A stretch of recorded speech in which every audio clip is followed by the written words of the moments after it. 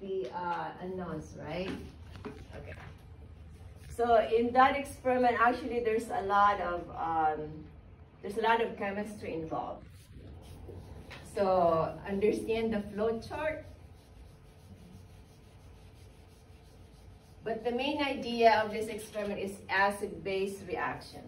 So we have acidic component, we have basic component, we have a neutral component, and we're using again here liquid-liquid extraction, but solid samples, all right?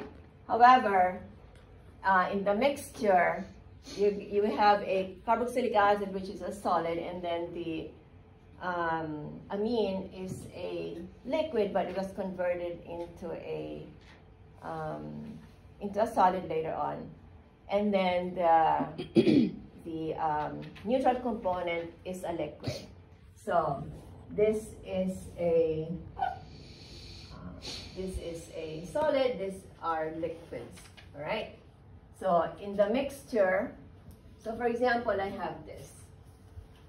You have an unknown, which is benzoic acid, okay? And then you have a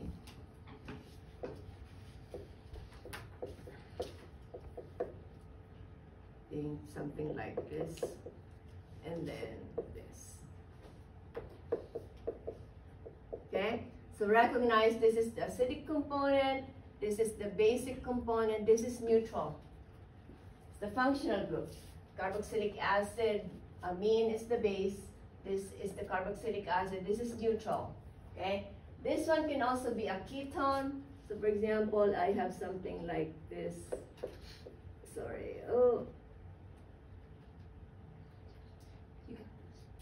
I got it. Yeah.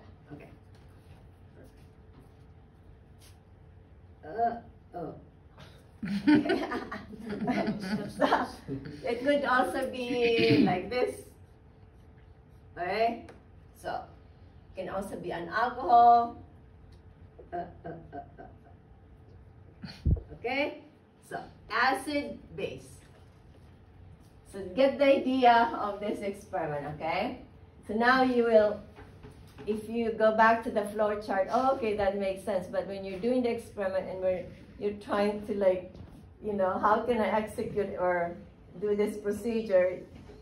You're just going through the motion, but you don't think about the chemistry. So now we're gonna go back. So actually, when we did this, we added first a base, but you can also add an acid at the beginning, okay? But when I did the flow chart, we did first the base. So when we did the base, and then you added an ether, okay? So you're gonna form a salt.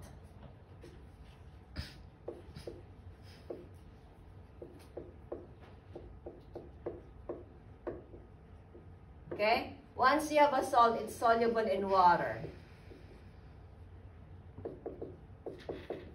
Right? The rest goes in here. This too goes in here. Say I have this. So the benzene I can use like this, okay? And then I'm gonna have this over here, NH2. Alright? So now, once you have an ionic structure of this part of your molecule, soluble in water, it's gonna go layer, it's gonna be lower layer. Okay? The ether is gonna go up in here. Okay? Alright? So then you don't really have to go to the flow chart because you understand the chemistry. Okay? So acid react with the base. Acid-base reaction. Right? The neutral one goes here because it's nothing is basic acidic. It's just gonna go to the ether layer. Alright? And then you're gonna add in here. So it's ether, and this. You have ether in here. You're gonna add an acid. So acid, base, acid. Okay? But you still have an ether in here, right?